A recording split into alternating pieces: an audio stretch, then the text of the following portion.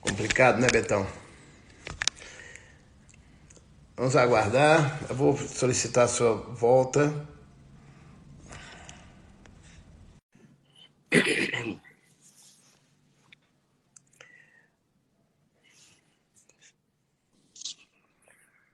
Joia. Uai, Aí estamos de volta, né? Vou guardar o pessoal entrar aqui isso. novamente, mas faz parte, pastor. A gente depende de internet, né? Sem dúvida. E a nossa internet aqui, ela não é, aqui em Campo Grande, no nosso estado, ela não é tão boa como é nos Estados Unidos, por exemplo, né?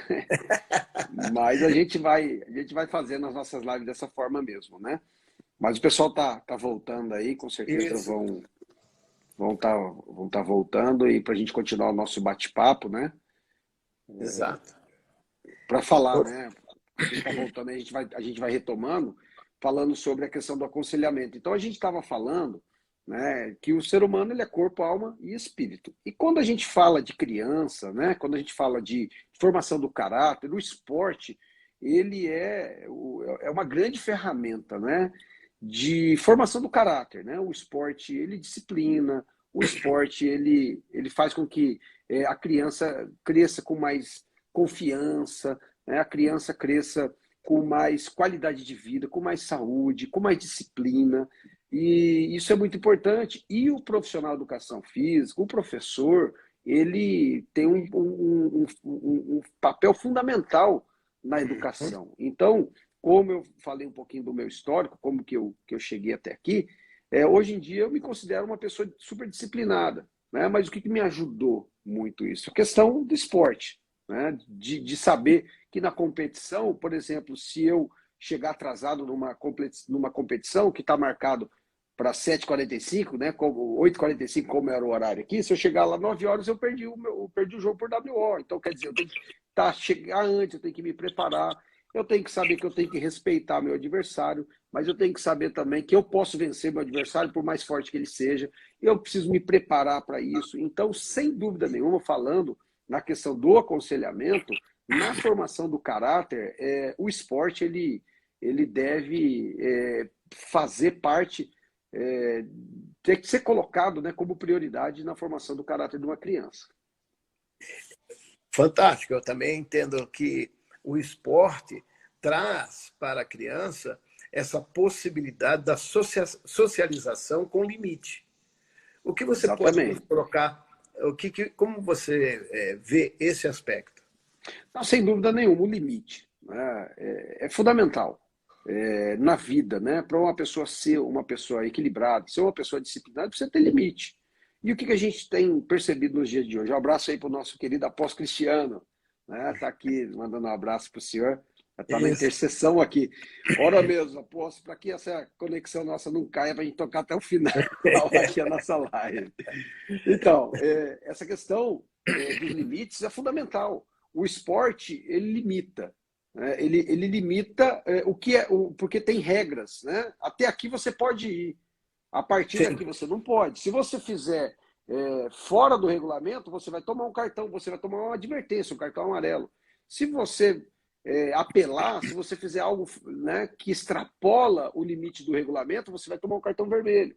Então, trazendo para o dia a dia de uma pessoa comum, isso é muito importante. A gente percebe hoje, falando sobre a pós-modernidade, né? Você pode fazer algo, como a gente escutou o pastor Wilton falando, você pode fazer o que te dá prazer, né? Sabe? É tudo relativo, né? Você pode, se dá vontade de fazer, faça. Não, não é assim. Né? Nós que somos cristãos, nós sabemos que existem princípios que devem ser observados. E o esporte ajuda nessa nesse direcionamento dessa criança, para que ele possa saber que quando a bola sair daquela linha ali, né, o jogo tem que parar. Quando o juiz apitar, tem que parar. Se você for advertido, você já está advertido, mais uma você está fora do jogo. E hoje em dia a gente percebe, né, essa juventude aí sem limites algum. Eles não respeitam ninguém, né? Uma boa parte não respeita ninguém, Aham. porque não que não recebem limites, né? Não são Sim. regidos por princípios, né? E o esporte ele ajuda muito nessa questão. Ter limite, né? Saber que aquele que está do outro lado ali, ele não é seu inimigo, ele é seu adversário, e que você tem que respeitar ele mesmo sendo adversário. Você tem que respeitar o seu treinador, né? Que vai pedir para você ser substituído, para você sair do jogo. Então, sem dúvida nenhuma, o esporte ele limita. Vou dar um exemplo. Quando eu trabalhei aqui na escolinha Pelezinho, que é a escola de futsal mais tradicional aqui do estado, nós tínhamos uma turma ali, né, que era às terças e quintas, 1h30 da tarde, que eu trabalhava com em torno ali de 25 crianças de 5, 6 anos. Então, o senhor imagina. Um professor O meu para filho 25. passou por lá. O Né, Beto passou. né? Você entendeu? O senhor sabe como que funciona. Então, Sei. o senhor imagina 25 crianças com um professor. Então, o que eu comecei, o trabalho que eu comecei a fazer com eles é mostrar que existem limites. Então, a gente usava as linhas laterais, as linhas, né, da grande área, linha central, para mostrar que, ó, esses aqui são os limites.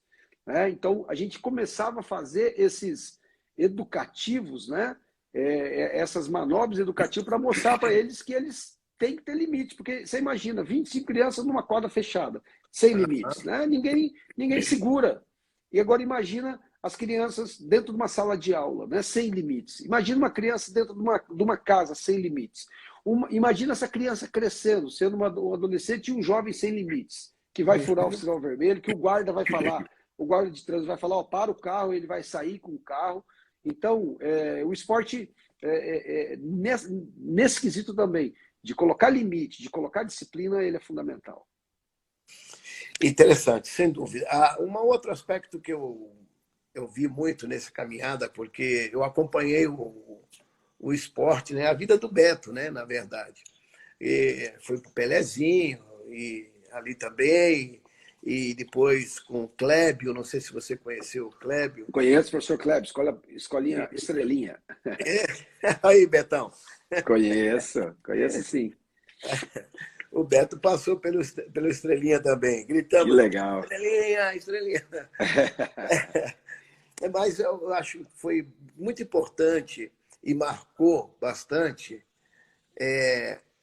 a presença, eu pensei que tivesse parado aqui, a vida do Clébio na vida do Beto foi muito legal, porque eu percebia que ele tinha esse lado do aconselhamento, de orientar, de ensinar, de passar valores. Então, isso foi bastante interessante, até para a formação do Beto, até chegar lá no Rio de Janeiro, jogando lá no Caxias. Fala um pouquinho desse aspecto do sentar, da experiência que você já teve de ter que sentar com uma criança que você vê que tem uma autoestima baixa, que tem algumas... Dentro desse aspecto psicológico, como que você pôde trabalhar e a importância de termos o professor de educação física, ou esse que trabalha, ter essa psicologia de trabalhar como um conselheiro na vida dessa criança. Isso é importante ser falado, né? E o profissional de educação física, aquele que é formado, né, ele é graduado, uma das matérias, né, que ele tem que se dedicar na universidade é a psicologia. Né? Então, essa pessoa, né, que trabalha em especial com crianças, com adolescentes, ele tem que saber, como eu falei, que a minha especialização, a minha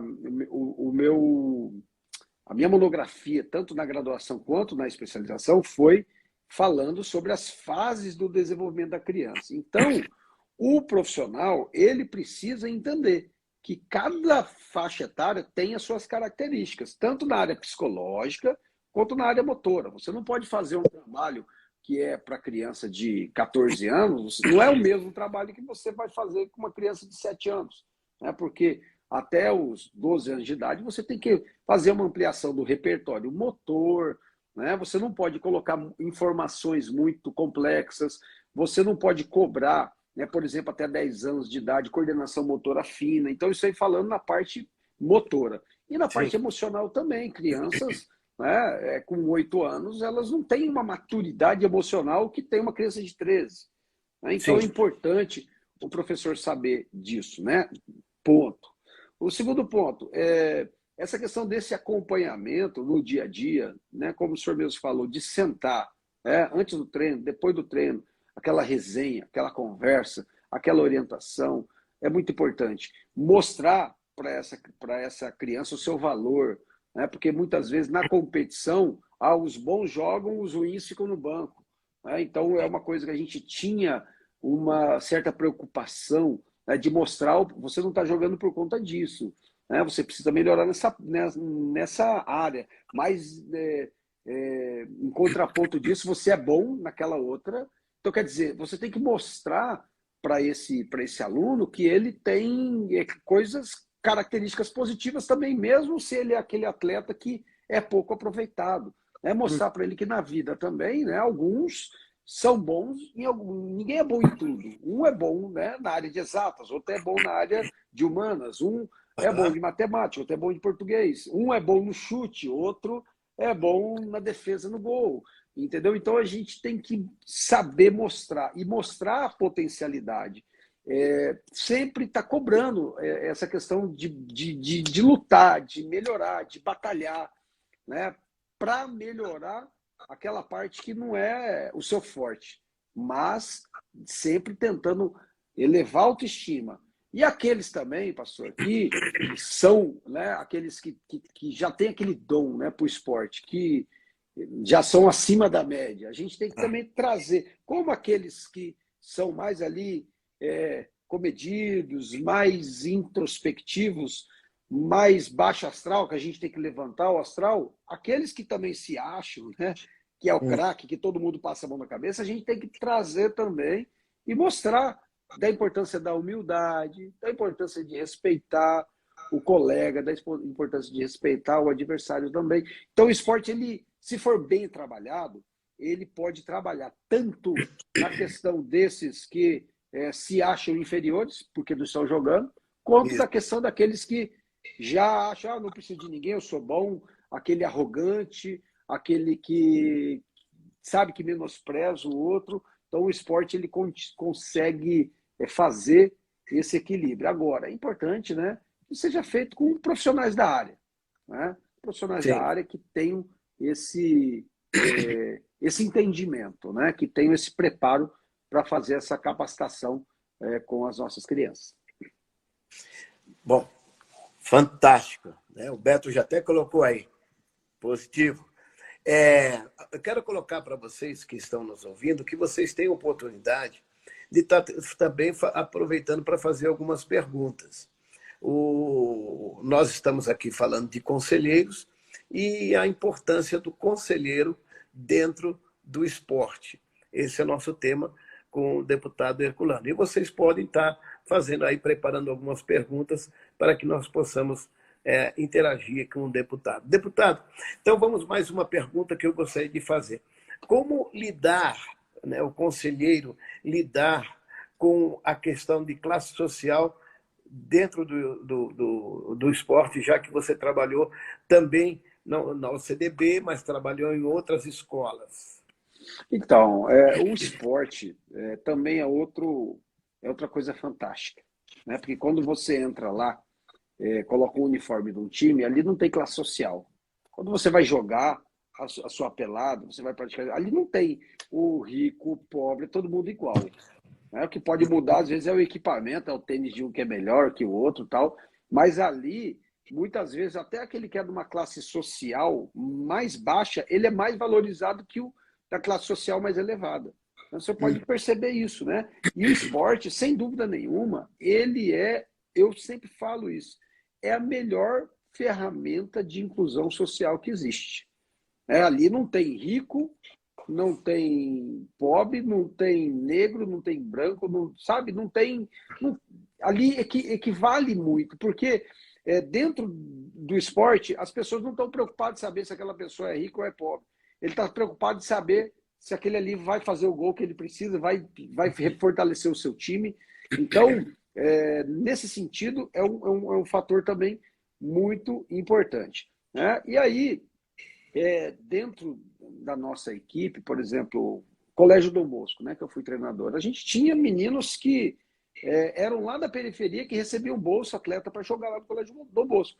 Colégio ABC, a mesma coisa. Nós tínhamos crianças ali que nós tiramos ali de regiões muito periféricas e demos a oportunidade de estudar numa escola particular. Aí, depois disso, eles já saíam dali, como eu era treinador da UCDB também, eu já orientava eles a continuar estudando até o ensino médio e fazer uma faculdade. Então, alguns, né, começaram comigo lá no Colégio ABC, lá no Colégio Dom Bosco, e finalizaram uma universidade. Hoje são fisioterapeutas, professor de educação física, administrador, advogado, né, formado em direito, economia, publicidade, na UCDB. Então, quer dizer, a gente conseguia mostrar para eles, você pode até ser que você não seja um jogador profissional, mas se você quiser, você pode ser uma pessoa de bem na sociedade. E você pode ser graduado, você pode fazer uma faculdade. Então, a gente conseguia incentivar isso. E muitos hoje eu encontro, né, na rua ou em algum lugar que eu vou, e eles me encontram, vêm, me abraçam e falam, Orlando, se não fosse a orientação que você me deu para estudar, eu não sei o que eu estaria fazendo da vida hoje. Então, quer dizer, é um conselho que eu dei. É um conselho que eu dei. Vem, para de jogar, ficar aí, às vezes, jogando pelada aí por conta de caixa de cerveja ou ficar ganhando R$ 50 para jogar num time de várzea no final de semana e se dedica, vai estudar, faça uma faculdade. E hoje, alguns desses aí estão, né, em lugares aí de destaque da sociedade. Então, respondendo a pergunta, dentro do esporte, a gente consegue mostrar isso. E escolas como, por exemplo, no Dom Bosco, né, tinha filhos ali de desembargadores, filho de empresários, filho de pessoas muito bem financeiramente, mas estava se relacionando com um menino que é lá da periferia, que não tinha dinheiro, às vezes, para comprar. A gente tinha que tirar o passo para dar para ele para voltar para casa, para voltar, ou pegar ele, colocar no carro e levar.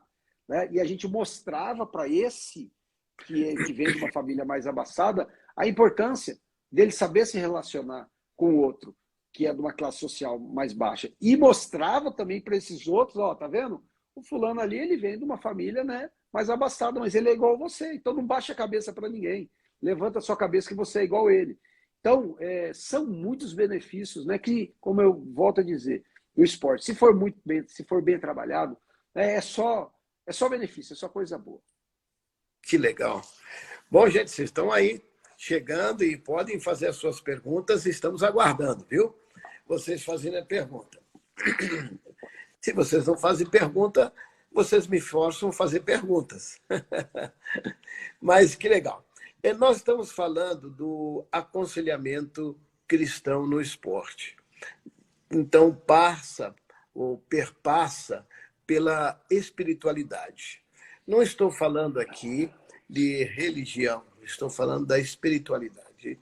Então, qual foi a sua percepção como técnico, como professor, quando você trabalha a espiritualidade, que é a parte integral do ser? Legal. Então, a partir do momento, né, que eu conheci Jesus, né, lá no praticamente 21 anos atrás, ano 2000, 99, foi praticamente ali no ano 2000 que eu conheci Jesus, que eu tive uma experiência, né, de colocar, né, na minha mente que eu precisava investir mais nessa parte, né, porque até então, um menino jovem, 21 anos atrás, né, jovem, recém-formado, solteiro, né, trabalhando numa universidade, trabalhando num colégio, né, que era o Colégio Dom Bosco, com um bom salário, né, curtindo a vida, entre aspas. A partir do momento que eu conheci, né, a pessoa de Jesus, eu falei, opa, eu preciso dar mais atenção à minha vida espiritual também. Né, porque até então eu cuidava muito da minha questão da saúde, do corpo, questão emocional, sabe? Eu sempre fui um cara muito bem resolvido, porque o esporte me ajudou muito isso, ter essa autoconfiança, ter esse autocontrole, saber suportar pressão, porque o esporte, né, você está ali, né, numa adrenalina muito alta, e hoje me ajuda muito no meu trabalho também, né, na política, que é uma pressão constante.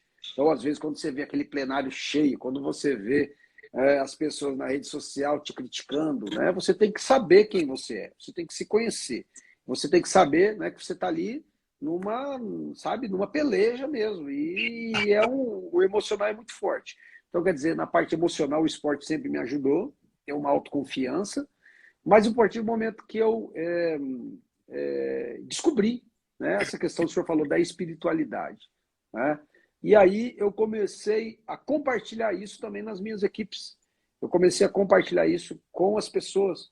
Quando eu já percebi o atleta ali com um problema, sabe, ali no cantinho, né, Legal. tá ali triste, ou descobriu, o pai separou, ou brigou com a Oh, namorada, tal, né, legal. você já consegue ali detectar e já falar, né, que tem um Deus que pode cuidar, né, tem um Olha, Deus que pode sarar, tem um Deus que pode restituir o casamento do seu pai, pode restituir o seu relacionamento.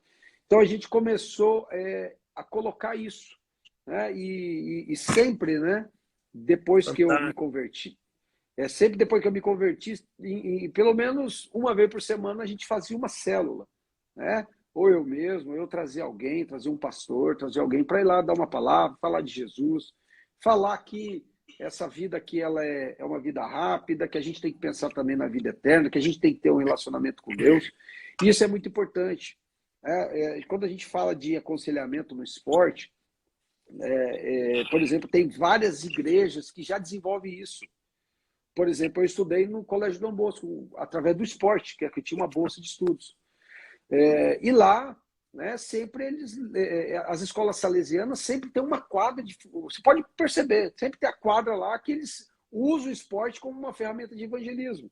Se o Uhum. senhor for nas igrejas dos Mormons, né, toda igreja de Mormon tem uma quadra poliesportiva, né?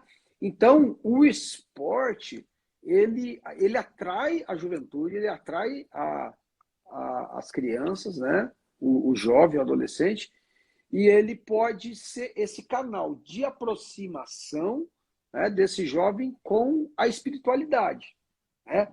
E aí eu percebo que tem muitas igrejas evangélicas que estão usando essa estratégia, né, Sim. para desenvolver ações com o esporte para atrair, né, e para evangelizar. Eu mesmo sou parceiro de vários projetos, né? Por exemplo, aqui no Jardim Itamaracá, um projeto, né, que é extensão da igreja a qual eu congrego, que é a Igreja de Nova Vida, que é o projeto Deus é 10. Ontem mesmo nós estivemos ministrando na Rede da Família, estava lá, criançada lá, fizeram uma apresentação, e eles fazem o futebol e, acabando sempre os treinamentos, tem uma palavra: honra teu pai e tua mãe, respeita seu professor, né?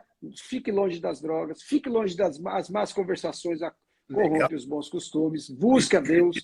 Então, essa questão, né, do esporte ligado com a espiritualidade tem tudo a ver. E, hoje em dia, né, o segmento cristão evangélico está começando a acordar para isso, né? Lá em Dourados, nós temos o Futipaz, né, que é do Pastor Coca, da igreja do Pastor Coca, nosso amigo lá de Dourados. É o Futipaz. Eles fazem um trabalho lá com as crianças, lá num bairro periférico, longe, né? E aí eles aproveitam esse momento para falar de cidadania, para falar do cristianismo, para orientar a criançada. Então, né, a gente tem aí várias pessoas assistindo que fazem parte do segmento cristão. Invistam nisso. Invistam nisso. Né? Vai lá, escolhe uma modalidade esportiva, coloca nas igrejas, né? Nós temos a mão de obra voluntária, né? Eu tenho certeza Exato. que na sua igreja vai ter alguém, algum profissional de educação física, vai ter alguém da dança, né, que vai poder fazer a dança ali com as meninas, vai ter, sabe, alguém que está disponível para desenvolver esse trabalho de orientação na parte física, na parte esportiva, mas também, né, nessa questão de ser um conselheiro cristão verdadeiro, né, de levar o conselho e de levar a orientação para essa criançada que está praticando esporte. Uau! Muito bom, muito bom. Gostei muito das suas exposições aí, daquilo que você colocou. Eu gostei muito de quando você partiu para falando a percepção da dor da criança. Achei importante, porque essa eu entendo.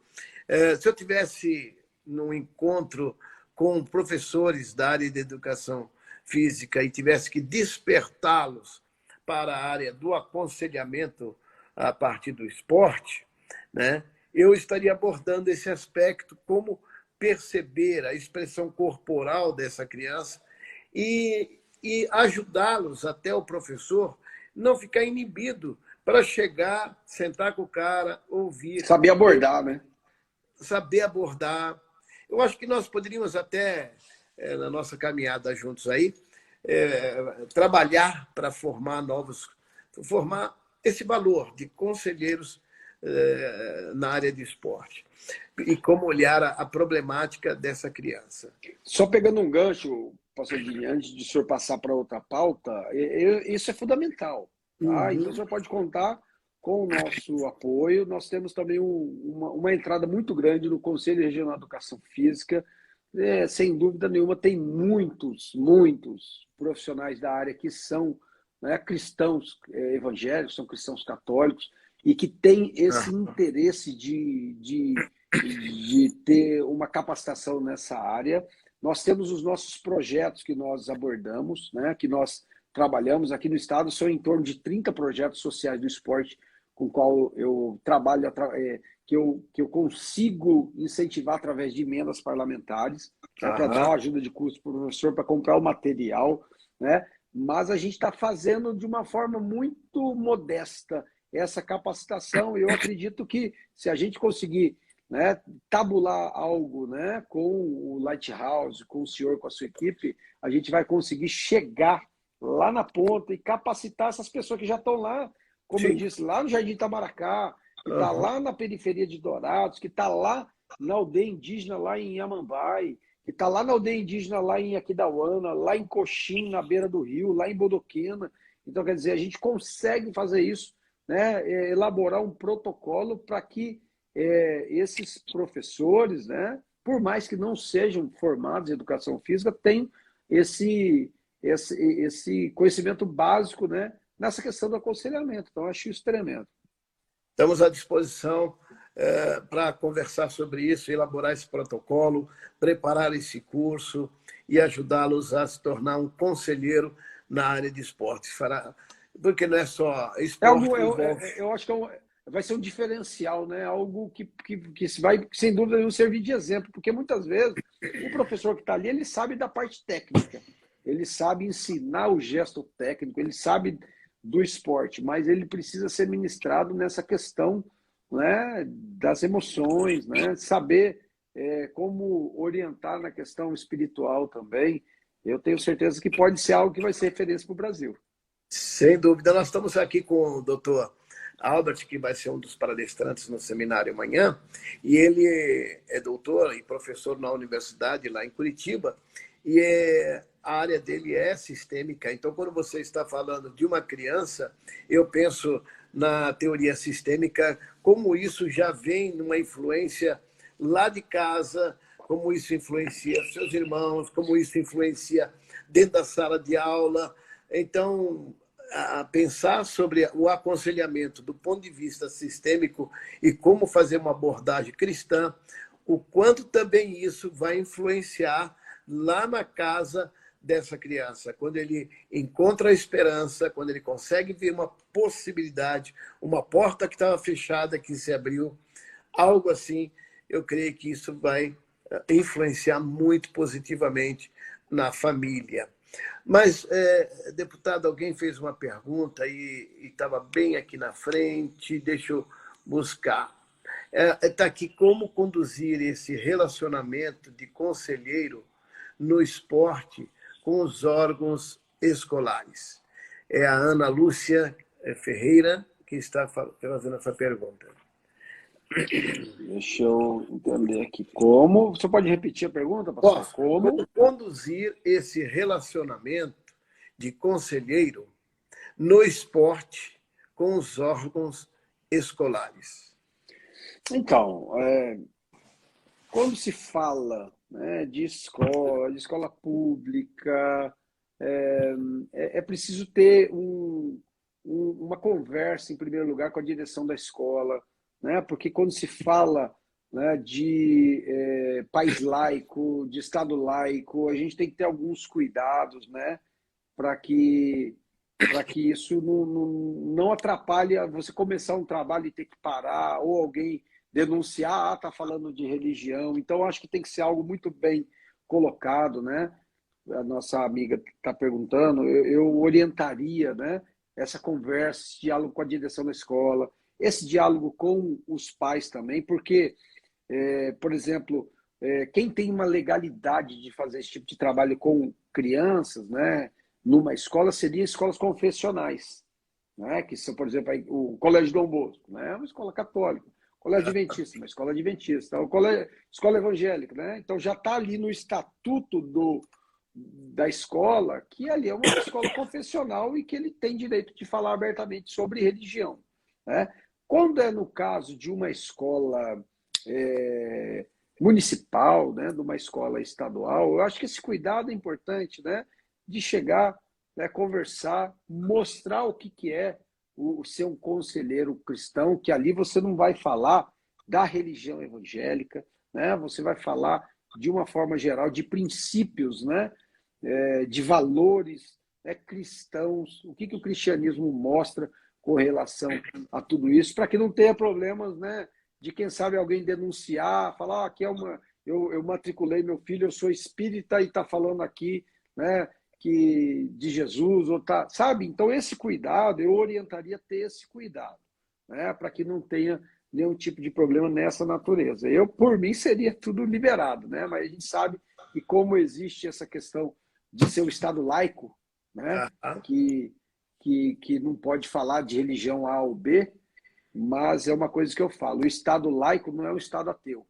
Então a gente tem essa contrapartida, essa defesa. Né? O Estado laico é um Estado que não tem não é confessional, não é, por exemplo, na Arábia Saudita, que é muçulmano, por exemplo. Né? Aqui, o Brasil é Estado laico, né? Todas as religiões são abordadas de uma forma que tem liberdade de culto. Mas, nesse caso, eu orientaria, né, esse diálogo com a direção da escola, mostrar, levar o projeto, apresentar para os pais, dizer ali que ali a gente vai estar falando de princípios cristãos, não de uma religião A ou de uma religião B. Eu acho que a partir daí a gente conseguiria essa legalidade de poder entrar também nas escolas. O Beto disse que fez uma pergunta na caixinha das perguntas. Deixa eu ver o que é essa caixinha de pergunta, Betão. Agora você me pega. Ó, ajuda o pai aí, Qualquer filho. coisa, Roberto, faz a pergunta aqui No chat aí. Pô, no chat brinca. aqui aberto, para ajudar seu pai, né? É que aqui eu não tenho acesso. Pelo amor de Deus, aí você me mata aqui na Aí frente você de me todo mundo. quebra, né? Você me quer. Eu percebi que achei interessante que você usou a expressão sentar e ter uma resenha. Então, É a linguagem do boleiro, né? A a resenha e a linguagem. conversa, né? Faz tempo que eu não ouço essa linguagem aqui, viu? É a linguagem de boleiro. A resenha é aquele bate-papo, né? Porque, É, assim, o jogador, né? o atleta, né? Ele é descolado, né? E você pode ver que, às vezes, o atleta, mesmo sem estudo, né? Ele, por exemplo, não estudou, tá lá, veio, foi jogar futebol e tal. Esse cara que eu digo assim, nesse homem, essa atleta, eles descolados, eles são comunicativos, eles aham, conversam, eles falam de tudo. Quando sai do futebol, ou quando sai da modalidade que ele está ali, com esse conhecimento que ele tem, ele consegue se relacionar e trabalhar em qualquer área da sociedade. Né? legal. Por conta desse diálogo, por causa dessa resenha, dessa conversa. Você vê, o menino sai aqui da periferia, né? Sai da favela, daqui um dia está lá falando 3 idiomas, está jogando na Europa, sabe? Aí volta para cá, vira empresário, né? Porque o Aham, esporte dá essa bagagem, né? verdade. Você se relaciona com vários tipos de pessoas e você consegue trazer essa bagagem, né? Que você leva aí no seu dia a dia da sua vida. Legal, eu achei aqui a tal da caixinha, tá? Então, vou lá e Show. vamos aí à pergunta do Beto. Vocês acham que treinadores deveriam ter uma visão mais ampliada sobre psicologia ao treinar atletas? muitos treinadores são rasos por falta de conhecimento. É verdade. Porque, assim, alguns treinadores, né? Alguns não são graduados em educação física. Porque, por exemplo, um ex-atleta, né, de acordo, por exemplo, lá na Confederação de Futebol, para você ser treinador das competições, você tem que fazer o curso da Confederação, o curso da FIFA, etc. Então, e principalmente tratando de adultos, né? De futebol profissional ou de futebol ali de clubes profissionais na categorias de base. Então eles não entram muito nessa parte, né? Eles se aproximam, eles se aprofundam muito na questão tática, na questão técnica, montagem de equipe. E aí eu concordo com ele, né, com o Beto, que muitas vezes, às vezes você ganha uma partida, você ganha uma competição, se você consegue dominar o psicológico, você ter uma equipe unida e que você tenha, às vezes você está com um jogador que é um baita de um jogador, mas ele é fraco emocionalmente. Então, se o treinador tiver esse diálogo, essa conversa, ele conseguir levantar a autoestima, né, do atleta, ele vai conseguir ter muito mais resultado. Você vê aí, né? Tá passando o jogo do Flamengo aí, o flamenguista, por isso que tem muita gente que não está assistindo, que os flamenguistas estão aí assistindo. Estava perdendo agora do Atlético Paranaense, que eu vi. Comecei do jogo, até estava ganhando, semifinal da Copa do Brasil. Mas por que eu estou falando do Flamengo? O Renato Gaúcho. Se você for olhar, o Renato Gaúcho é um ex-atleta. E ele fala a linguagem dos atletas. E às vezes um atleta que não joga com qualquer outro treinador, ele consegue, com essa linguagem, levantar a moral do jogador e pôr o cara para jogar. O cara joga bem. Né? Porque tá aqui, ó, ele, por mais que ele não seja um profissional de educação física, né, ele sabe trabalhar essa questão psicológica, levantar a autoestima, motivar o atleta. Então, eu concordo. Né? Essa questão psicológica deve ser trabalhada. Né? E alguns têm mais facilidade para isso, mesmo não sendo profissionais formados, né, graduados em educação física. Legal. Bom, Betão, eu acho que respondeu, né? O Beto, ele tem um trabalho legal lá, que ele treina, ele está na universidade, mas ele também treina num clube lá, o futebol feminino, e nessa idade mais de adolescente. Então, pegando já o gancho, né, eu trabalhei também com futebol feminino, né, aqui em Campo Grande, e o Beto deve saber né, o que eu vou falar aqui. As meninas são diferentes também, porque as meninas, você tem que saber, às vezes a moça está ali naquele período pré, né, a menstruação, então isso aqui também mexe com o hormônio, sabe? Então é outra pegada, é outra forma de abordagem, você já não pode falar da mesma forma que você fala com o homem.